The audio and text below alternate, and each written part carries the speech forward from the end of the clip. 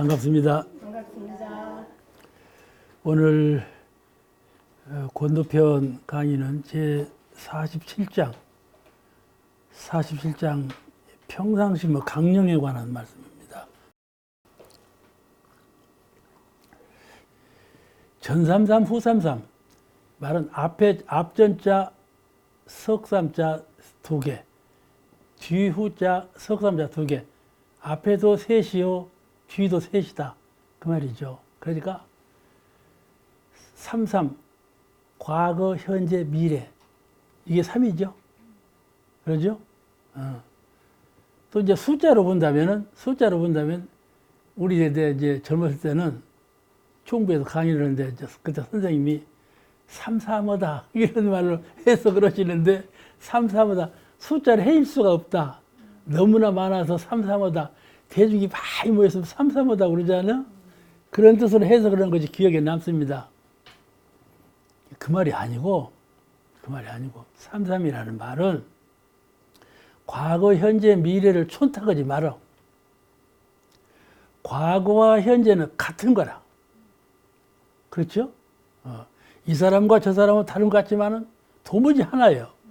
시간도 어제와 오늘이 다른 것 같지만은 도무지 하나고, 만물도 이것과 저것이 다른 것 같지만 도무지 하나다. 전삼삼 후삼삼.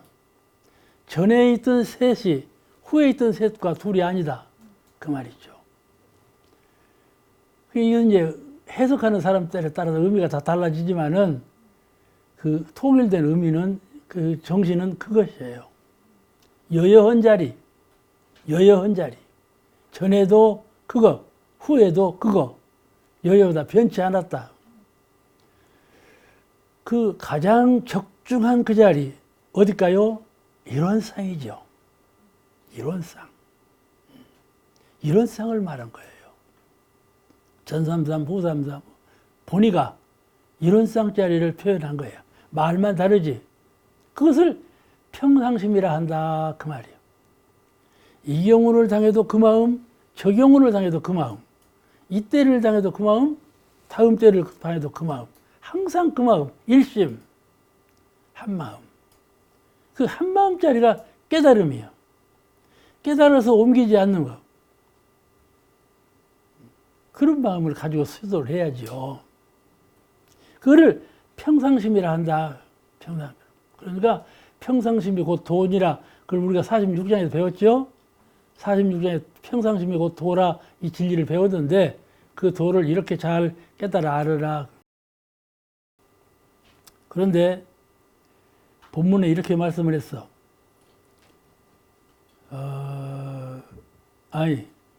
여기에 그 끝에 이 말씀이 나오죠.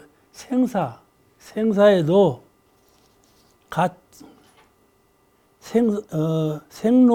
생사고락에서 해탈한 묘법을 얻은 것이라 그렇게 말씀하셨거든. 이 평상심이 바로 생사고락에서 해탈을 얻은 그런 묘한 법이다. 이 말씀. 이 일심만 잘 깨닫고 수지하고 보면 생사고락을 다 해탈한 거다. 불심을 얻은 거다. 그런 것이니까 우리가 명심해서 잘 챙겨 알아야 되겠어요. 이러면 사경 죽을 때에도 두려움이 없고 살아있을 때에도 숨지고 살아있을 때에도 특별히 걱정할 일이 없다 그 말이죠. 걱정할 일이 없다. 애착이 없어. 그리고 또 애착이 없고 걱정할 일이 없고 두려움이 없고 그 일심 한 자리, 평상심 한 자리로 큰 만족을 얻었다 그 말이죠. 더 보탤 것도 없고 뺏을 것도 없고 더 수고롭게 공들일 것도 없고 그냥 놓고 방해할 것도 없고 아시겠죠? 아이고 수고롭다 놓자 이게 아니고 아이고 부족하다 채우자 이것도 아니고 일심 한 자리 한마음 한 자리만 얻으면 평상심만 얻으면 그래서 원망부족한 자리를 얻은 것이라 만족이란 말씀이죠. 일원상 자리만 갖추면 평상심은 이렇게 중요한 의미를 갖고 있어요. 그러니까 도인하면 높이 이렇게 있는 것이 아니라 이 말이요. 도라는 것은 매우 평상적인 것에 있다. 그 말이거든요. 우리가 수도를 할 때에도 특별한 마음을 챙겨서 수도하는 것보다도 평상적인 일에 잘 마음을 챙겨서 그 곡조를 맞춰가. 곡조를 맞춰가. 그것이 도다. 그 말이죠. 대종사님은요, 외부 손님들이 총부에 와서 보면 대종사님은 농부같이 보였대요. 아시겠죠? 일하는 농부같이 보였어. 특별히 그냥 높이 보이질 않았어. 그래도 배우면 하늘같이 높으셔요. 근데 이렇게 생활하는 모습을 보면 항상 함께 하셔. 함께 하셨어. 그러니까 우리가 오늘 보내고 잠자고 내일 맞이할 때 그 마음이 어때요? 평상심인가요? 특별한 마음인가요? 평상심이지. 그죠? 아무 걱정이 없잖아요. 오늘 보내고 내일 맞는 것에 걱정이 없어. 그냥 자고 내일 맞지. 특별히 무슨 마음이 괴림이 되거나 두려울 것이 없잖아요. 그죠? 평상심이요. 왜냐하면은 어제 내가 다 살아보고 내일도 그렇게 살고 똑같은 거. 그러니까 평상심이 되는 것이죠. 그런데 죽음을 경험하지 못한 사람들은 아이고 죽음은 염라대왕을 어떻게 만나며 저승길이 어떤 거 몰라서 헤맨단 말이지. 그런 것이 아닌데 그렇다. 꼭 어디 가서 누구를 만나고 어디 가서 무슨 다른 세계에 태어나고 이런 생각을 갖는다. 전혀 허구적인 것이거든. 그죠? 허구적인 것이요. 그런데 그것을 신봉하고 그 길로 간다면 그건 그 진정한 생사해탈의 길을 아직 밟지 못하고 그 일심 원리, 평상심 원리를 깨닫지 못하는 소위로 그렇게 되는 것이다. 그 말이에요.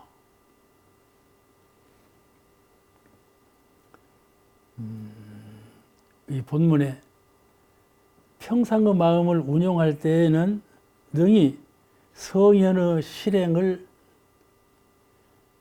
나타나게 될 것이니 우리가 평상심의 이치를 잘 알아서 평상심의 내용대로 일상적인 일을 일심으로 평상심으로 해나가면 바로 그것이 성현께서 이 세상에 오셔서 해나가시는 것하고 똑같은 거다. 똑같은 거다. 그 말이에요. 부처님께서 살아가시는 모습을 달리 보지 말라. 너가 평상심을 깨달아서 평상심대로 일상생활을 해나가면 부처님께서 하신 바와 똑같은 거다. 이렇게 탁 짚어주신 말씀이에요. 아시겠죠?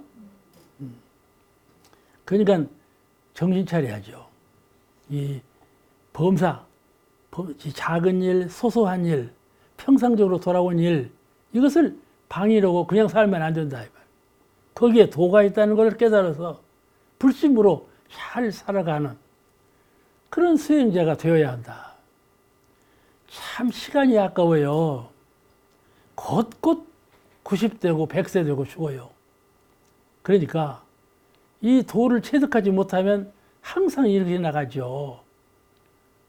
성도하는 일 자꾸 미루어져가. 후생에는 하겠지, 다음 생에는 하겠지. 그러지 말자 그 말이에요. 지금 이 순간에 불도를 닦으라 그거죠. 평상심 일심으로 하는 것이 곧 부처님께서 하시는 행적과 같은 것이다. 이렇게 이런 말씀은 무슨 말씀인가 하면은 지금 이 순간 너가 불도를 행하라 그 말이에요. 불도를. 나중에 이루리라 이것이 아니고 지금 이루어서 그대로 행하겠다 이 공부를 하라. 어째요? 제가 말이 엉터리도 없는가요? 맞은가요? 창타오님이 맞다고 하면 맞은 거야 그거는. 저 양반이 공부심이 대단한 양반이에요. 그래서 평상의 마음을 운용할 때에는 능히 성현의 실행을 나타내게 될 것이니 평상심이 곧 도라 하는 것이 어찌 적절한 법문이 아니리요. 평상심이 도라는 말이 쉬운 말과 같은데 그 실은 참 적절한 법문이시다. 이렇게 칭찬하는 말씀이에요. 평상의 마음을 깨쳐서 그 마음을 운영할 때에는 성현의 실행과 똑같은 실행을 하게 되는 것이니 중국으로 가서 보면요. 한국에서 중국으로 이민 와서 사는 사람이 있고 그냥 중국 사람하고 한데 어울려 살아요. 근데 중국 사람은요. 맛배집을 짓고 살아요. 맛배집 이렇게 우리나라 기와집은 이렇게 돼 있죠. 예? 일자로 안 생겼어요. 중국 사람들은 전부 일자로만 짓고 살아요. 근데 우리나라는 맛배집이 아니거든. 우리나라 집은 팔짝집이라고 그래요. 우리나라 개화집은 이렇게 능선이 갖고 양 옆으로 이렇게 됐어요. 그 팔짝집이요. 이제 지붕만 보면 여기는 한국 사람, 여기는 중국 사람 알아. 한국 사람은 절대적으로 팔짝집을 짓고 살고 중국 사람은 절대적으로 이 맛배집을 짓고 살고 그러니까 아시겠죠? 그래 유능한 목수는 목줄하고 차만 갖고 있으면 능히 팔짝집도 짓고 맛배집도 짓고 그러죠? 또 내가 한번 봐서 무슨 집들이 있는가요? 호두각집이 있어. 호두각집. 호두각집이라는 것은 기와집을 딱 지어놓고 이 가운데로 또 뽑아내. T자형으로. 그게 호두각집이야. 듣고 잊어버리지 마세요.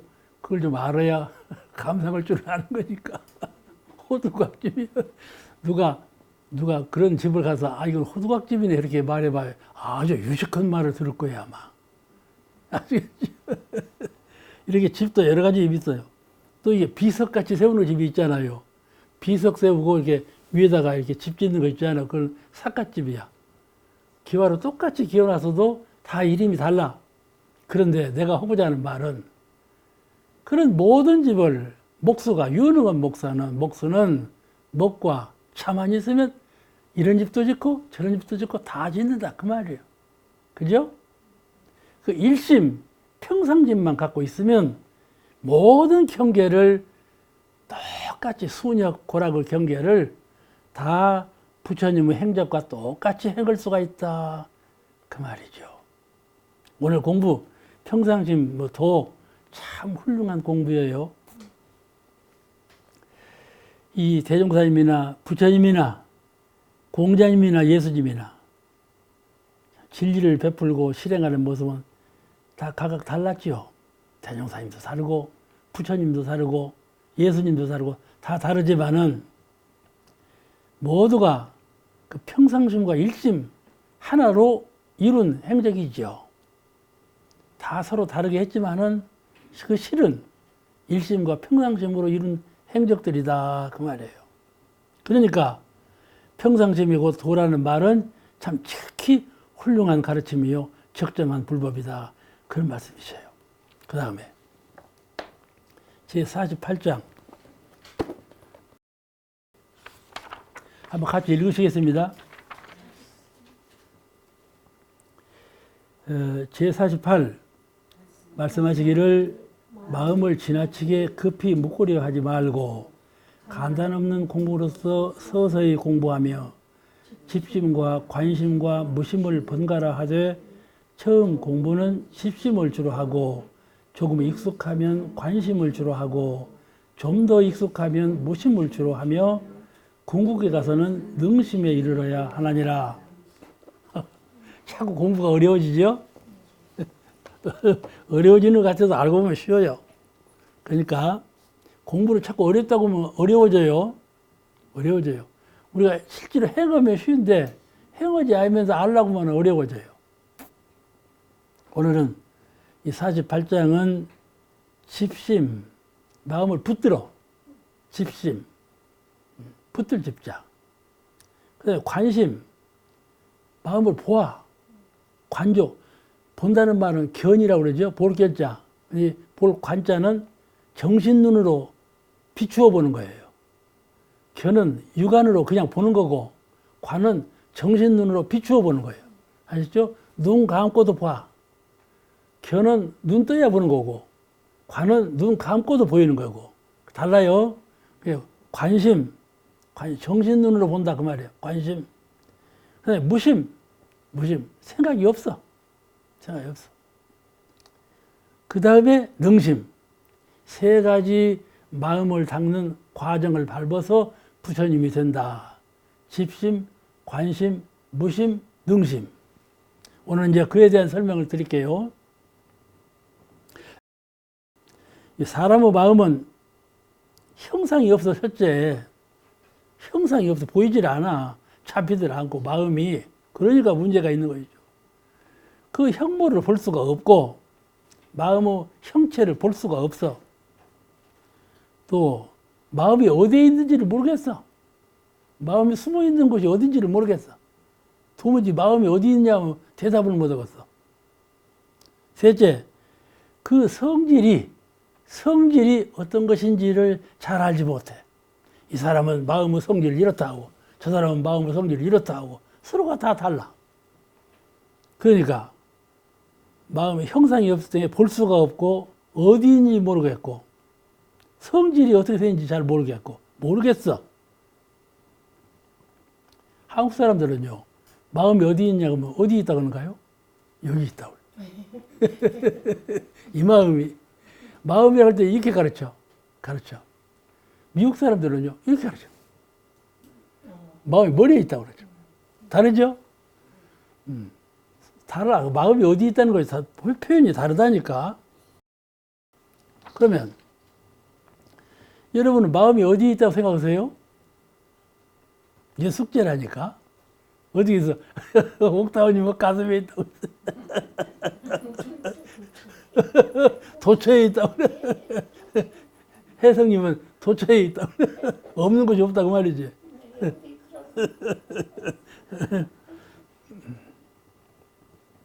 공자님은 조직전이요. 마음이라는 건 붙들면 있고 사직망이라 놓으면 없어진다. 이렇게 말씀을 했어. 마음이라는 건 붙들면 있고 놓으면 없어진다. 조직전이요 사직망이라. 훌륭한 말씀이죠. 그래서 이 말씀도 많이 지금 전해져 오고 있어요. 마음은 생각하는 자리에 있어요. 그러죠? 생각하는 자리에 있어요. 이 말도 정확한 말이 아니에요. 마음은요, 무소부지니까 없는 것이 없죠. 근데 생각하는 자리에 있다. 그러니까 어느 분이 대중사님께 와서 배웠고, 도가 어느 곳에 있습니까? 그랬는데, 너가 묻는 자리에 있다. 이런 대답을 하셨거든요. 그 대중계에 나오죠? 너가 묻는 그 자리에 있다. 너가 지금 뭘 묻고 있어. 그 생각이죠? 내가 뭐 의심머리가 생겼어. 그게 뭐이고 하고 묻고 있어. 그 생각하는 그 자리에 도가 있다. 묻는 마음이 없으면 마음 없는 거이죠. 물을 마음이 생기니까 마음이 생긴 거죠. 그렇잖아요? 생각을 비우면요, 마음은 우주 안에 가득 차버려요. 그 나라는 걸 잊어버리죠. 그런데 생각을 일으키면 한 생각이죠. 그러니까 마음은 생각하는 자리에 있다. 이렇게 말하는 거예요. 내가 마음을 우주에 둔다면 마음이 우주예요. 내가 마음을 누구 한 사람한테 뒀다면 마음이 그거예요. 마음을 두는 자리에 있다 이 말이에요. 마음이라는 그런 거예요. 마음을 만약에 허무에 두어 봐봐요. 허무. 세상은 괴롭다. 세상을 좀 알고 보니까 참 험한 거다. 그 사람은 죽는 거예요. 이번에도 누가 국회의원이 자살해버리고 말았죠. 이유도 없다고 그러지 않아요? 이유도 없이 자살 수저 써놓고 죽었다고 그러죠. 왜 이유가 없겠어요? 무엇인가 복잡하고 괴로운 허무감이 있었겠죠. 그게 공통적인 심사예요. 그런데 그와 같이 마음이 그런 데 쏠리면 그렇게밖에 안 되는 거예요. 마음은 생각하는 그 자리에 있어요. 그런데 정산종사께서 마음 활용하는 공부를 4가지로 말씀하신 것이죠. 집심, 관심, 무심, 능심 4가지로 말씀하셔서 오늘 그 공부입니다. 하나는 집심 공부로서 경계를 따라서 자연자주로 출입해 마음이 아무 공부심 없을 때에는 마음이 그냥 자연자지해. 보는 대로, 들리는 대로, 느끼는 대로 자연자지해. 마음이 그냥 출입을 마음대로 하지. 자연자지로 출입하는 마음을 법으로 묶어. 아시겠죠? 왜 법으로 묶냐? 법을 배우니까. 원불교 회상에 와서 대종사님은 법을 배웠어. 그렇게 자연히 마음을 작용할 때 법으로 묶어. 그러지 말라 하셨는데, 그럼 그러지 않도록 묶고, 그렇게 하라 하셨는데, 그럼 그렇게 하라고 하는 대로 하고, 이 마음을 법으로 묶어서 써. 그러니까 마음을 잡았다 그 말이에요. 지 마음대로 돌아다니는 것을 딱 잡아서 법으로 행하게 해. 법 있게 출입하도록 훈련시키는 공부를 집심 공부라 그래요. 법을 배워서 마음을 법 있게 출입하도록 훈련시키는 공부, 그걸 집심 공부라 그래요. 아시겠죠? 우리가 둘은 관심 공부. 둘은 관심 공부인데 마음을 딱 잡았어. 잡아놓고 이것의 본질이 무엇인가? 마음이라 하는 것을 내가 붙들었을 때 붙들어도 마음이 없네. 아시겠죠?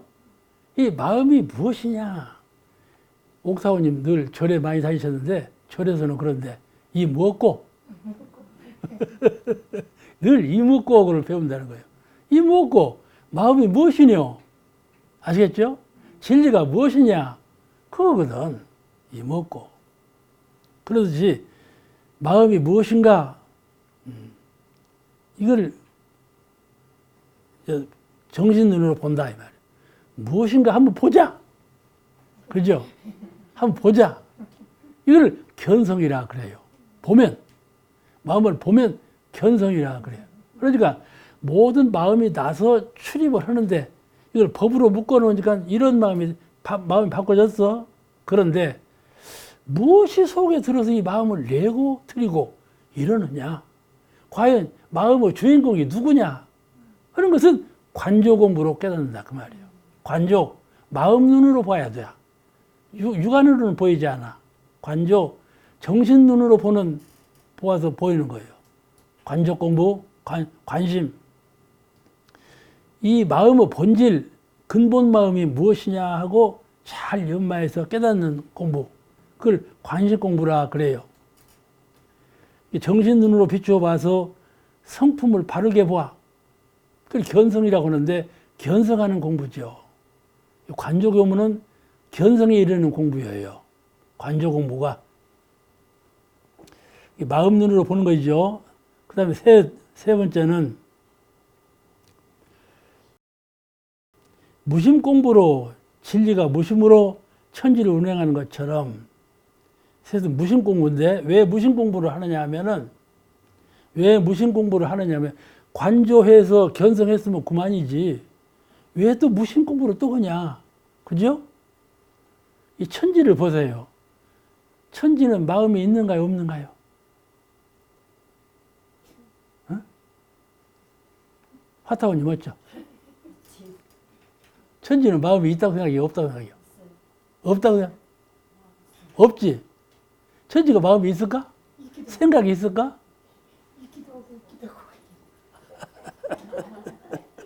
맞아. 있기도 하고 없기도 해요.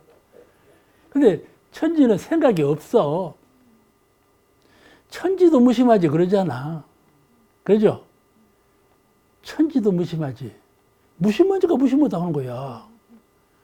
그래, 천지처럼 공부하려면 무심 공부를 해야 된다 그 말이요. 천지처럼 공부하려면 무심 공부를 해야 된다. 꼭 유심만이 공부가 아니다. 천지대자연을 보라. 참 무흠무여 남지도 않고 모질에도 아니하고 원만부족 본래 원만이 갖추어 주신 치공무사 참 치공무사하게 운행하시는 이 천지의 모습을 보라 이 말. 근데 천지는 무심으로 하거든. 무심으로 해야 가장 원만하고 가장 무사하다. 그러므로 마음을 놓아버려도 내가 마음을 무심으로 돌려버려도 생각하는 바와 행동하는 바가 천지와 똑같아. 그런 공부. 내가 마음을 붙들고 내가 마음을 비추어보고 이렇게 공을 들여서 하는 것이 아니고 공 안 들여도 무의자연은 그냥 저절로 돼야. 아시겠죠? 우리가 공부가 순숙되면 저절로 되는 거예요. 그냥 힘써서 마음을 붙들고 그냥 비교해서 비추어보고 이런 것이 아니고 저절로 되는 공부. 이런 공부를 무심공부라 그런다. 그런 이 무심공부 과정을 거쳐야 돼야 도인이 되려면. 그냥 놓아두어도 그대로 도를 행한단 말이에요. 그것을 여여자재라고 그래요. 여여자재. 여여자재. 그런데 넷이 또 있거든. 네 번째 능신공부. 능신공부는 마음을 능히 잡기도 하고 놓기도 하고 예? 비추어보기도 하고 그냥 두기도 하고 또 무심으로 그냥 놔둬버려. 무심으로 그냥 자연스럽게 자연으로 돌아가 버려. 그러기도 해보고 이런 일체 공부를 다 하는 가운데 일체 사물을 오직 은혜가 나오도록 그래서 광대무량한 낙원세계를 건설해 가도록 이렇게 마음을 공부하는 것이 능신공부다. 우리가 천지같이 무심으로 돌아가는 것도 무의자연의 큰 공부지만은 딱 잡아서 이 세계를 이대로 둘 것이 아니다. 이 파란만장한 중생을 이대로 둘 것이 아니다. 대자대비의 정신력으로 교화해서 일체 대중을 건져야 되겠다. 낙원세계를 만들어야 되겠다. 이것이 능신공부다. 능이 다 활용할 수 있는 능력. 이것이 부처님의 가장 숭고한 능력이시다. 이 공부를 해야 된다. 그러니까 우리가 원불교를 믿을 때 집신공부, 관심공부, 무심공부를 다 하거든. 그런데 교화에 쉼이 있으면 안 돼. 저도 교화에 제일 어두워. 교화가 잘 안 되네. 잘 안 돼. 교화처럼 어려운 것이 없어. 그런데 교화에 힘을 기울여야 한다니까. 이것이 부처님도 요가는 과정이에요. 이것이 내가 교화 안 하면 그만이지 뭐. 이거 아니요. 반드시 대각을 이루면 대자대비가 있어야 해요. 아시겠죠? 대산종사님께서 대자대비하면 대각 아니할 수 없고 대각하면 대자대비 아니할 수가 없다. 이런 말씀을 하셨는데 그와 같아. 그러니까 대자대비로 교화를 임하는 이것이 바로 능심공부예요. 능한 자리.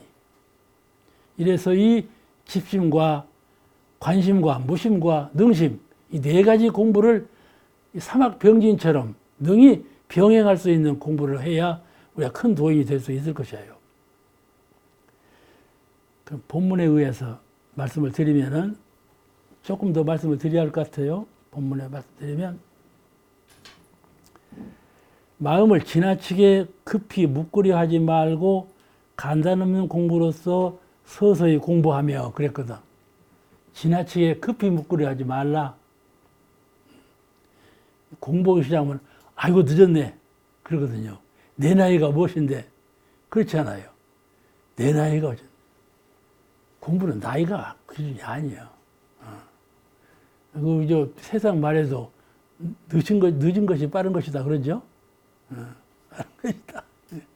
그래야지 급한 마음 내지 마라 그 말이에요. 왜냐하면은 마음이라 하는 자는 수없는 과거 세상으로부터 억겁다생 많은 생을 지어오는 동안에 많은 마음작용을 했어. 그 체질화되고 습관화된 이 마음을 하루아침에 고쳐지느냐 말이요. 그렇잖아요? 아, 제가 요새 나이 탓인가는 몰라도 무릎이 아프다니까? 아프니까 그냥 금방 무릎을 고치고자 하다. 약을 어떻게 썼거나 인터넷을 다 뒤집어 보고 그냥 약품 파는 걸 다 알아보고 난리를 꾸미지만 나중에 철학이 생기기를 아이고야 82년간을 써먹었는데 82년은 걸려야 나설 거다. 그런 마음으로 도졌다니까. 이게 서서히 하지 서서히 이루어진 것인데 그냥 갑자기 하려고 해도 되겠어요? 그런 마음을 먹으니까 편하더만. 편해요. 그런데 이 수없는 과거 생활에 그런 동안에 길들여진 것이기 때문에 급한 마음으로 수양이 되지 않고 수양도 급한 마음으로 되지 않나. 연구도 급한 마음으로 되지 않고 취사도 급한 마음으로 되지 않는 거다.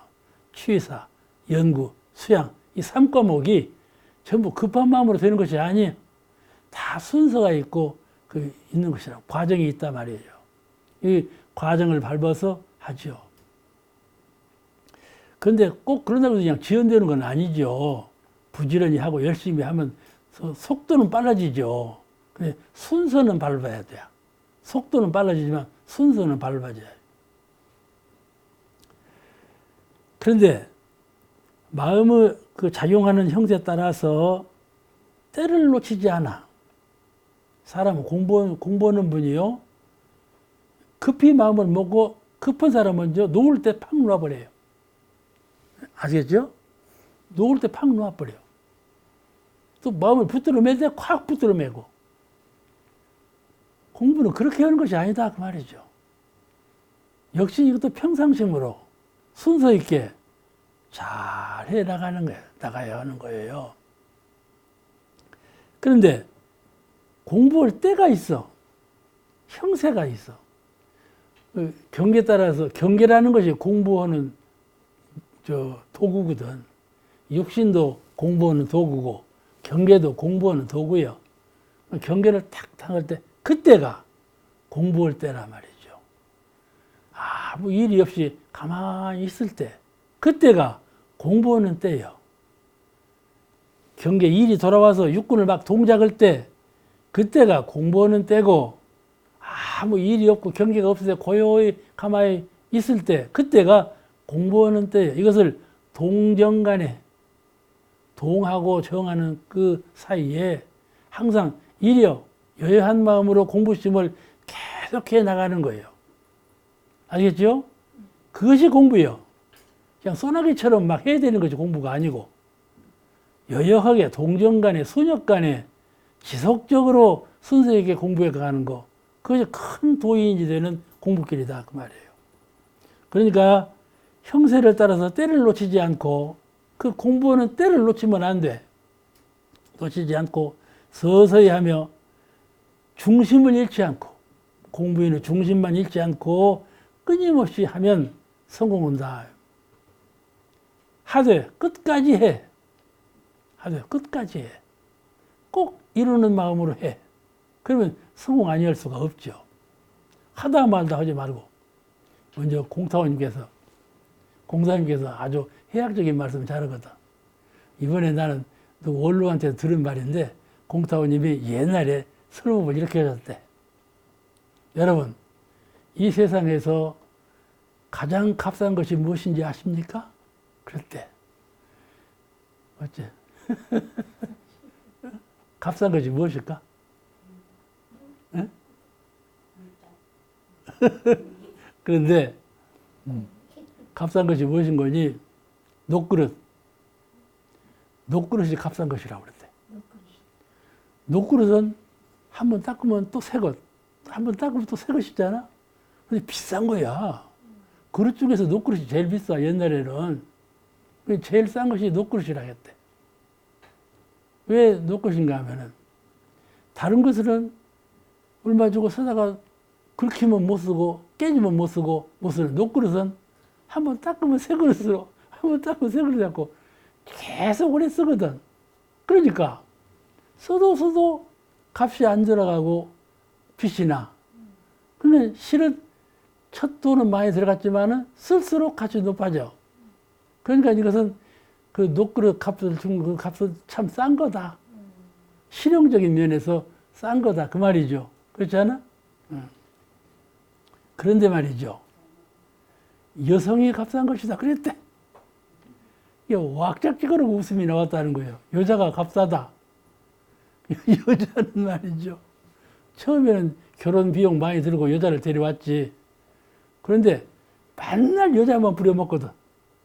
부려먹어. 그러니까 참 여자는 값이 싼 거다. 그러니까 그냥 만장에 있는 분들이 전부 박수를 치고 웃었다고 그러더라고.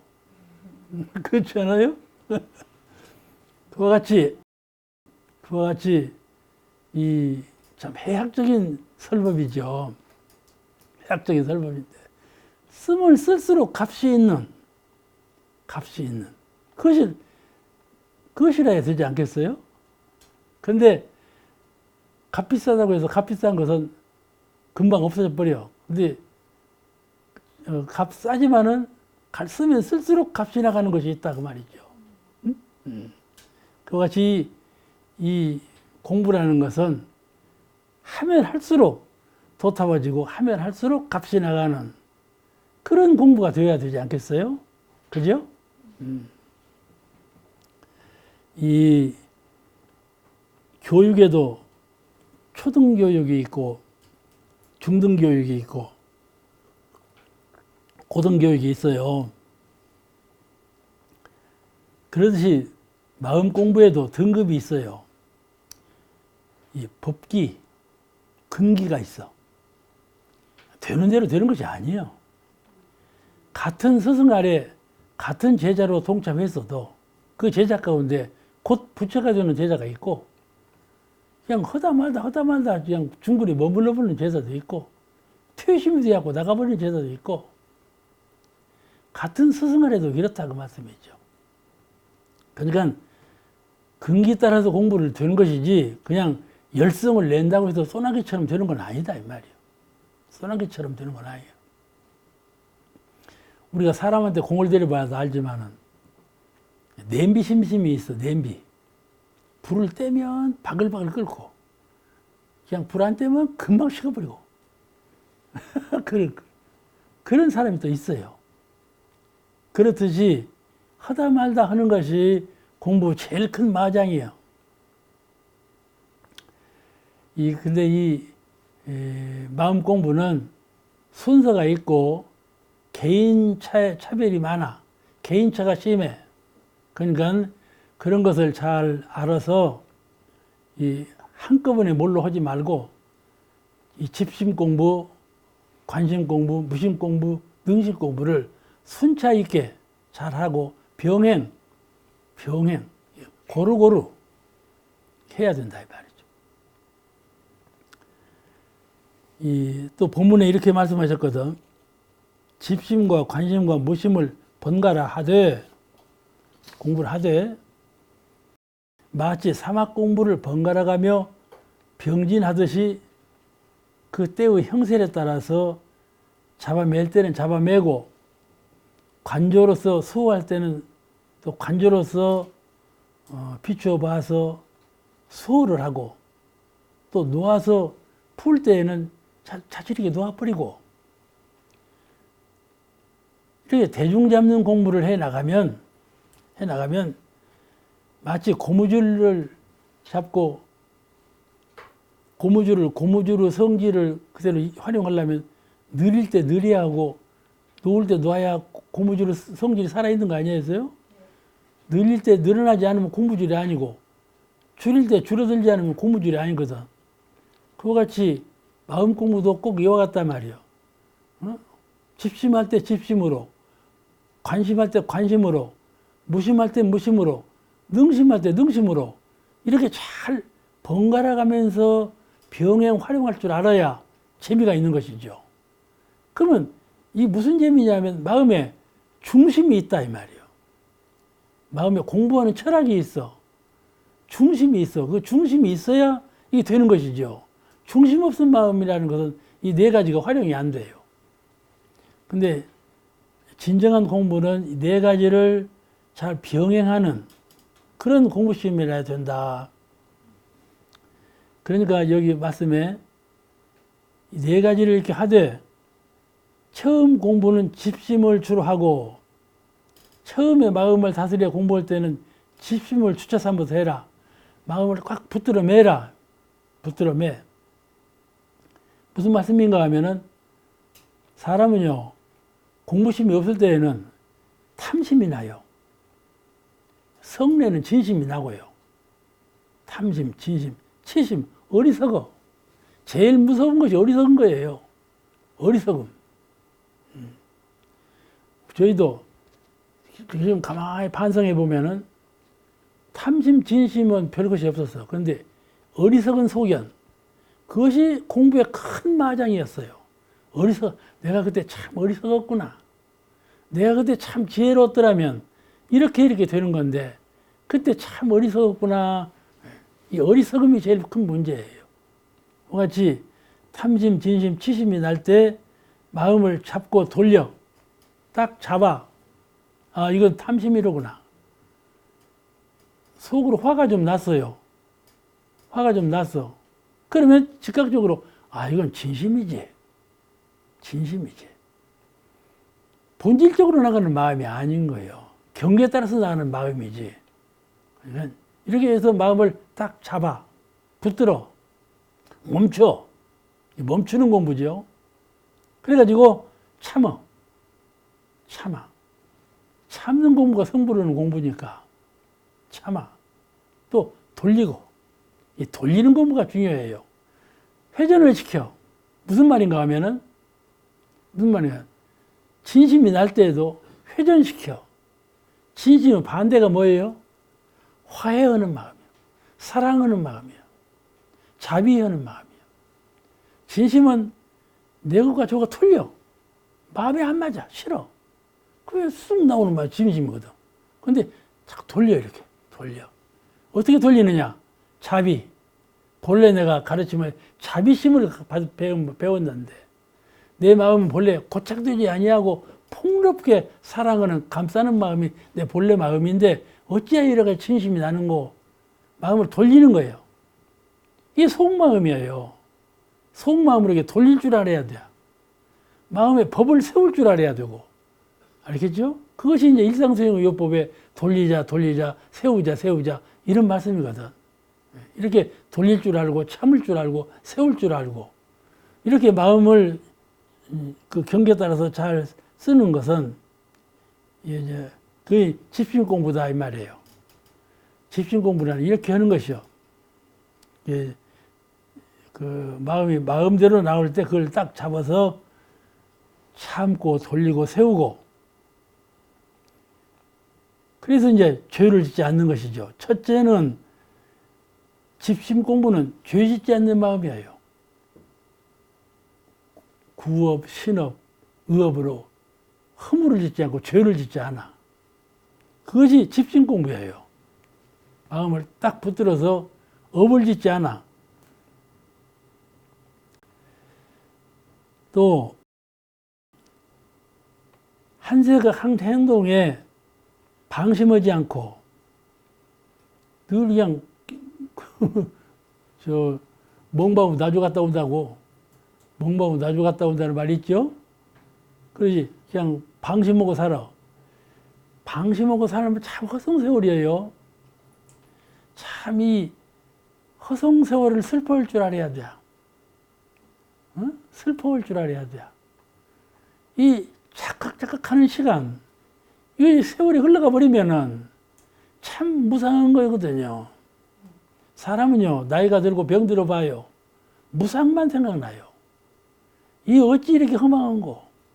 어찌 허망한 거? 무상만 보여. 나올 거면 눈물이지. 그러죠? 병들어 봐. 눈물밖에 나올 것이 없어. 허망하고, 원망스럽고. 그런데, 대명사님께서 유상으로 보면 이렇고, 무상으로 보면 이렇다. 그러죠? 그럴 때일수록 유상으로 봐야지. 내 본래 성품은 이런데, 이렇게 유상으로 봐야 돼요. 무상으로 보면 한없이 슬퍼.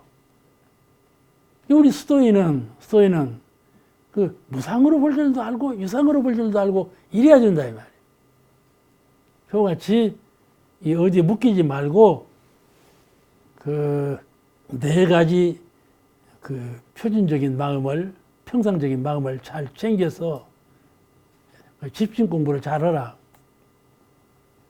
집심 딱 붙들어 맨다 말이죠. 마음을 자영자재로 쓰지 말고 법을 잘 알아야 붙들어 매줘요. 법 치어요. 마음을 법으로 치려하는 거예요. 마음을 법으로 대치하는 공부가 이 집심 공부예요. 집심, 마음을 붙들어서 법으로 치유한다 그 말이에요. 배운 법을 그때 치유하는 것이죠.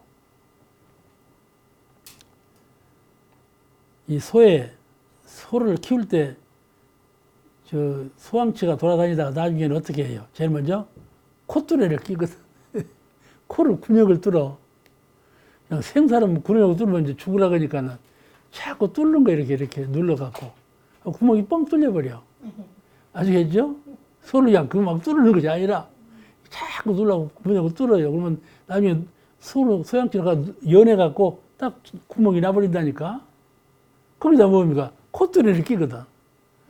자꾸 소가 마음대로 안 되면 소 콧뚜레만 꽉 잡으면 소가 꼼짝을 못해요.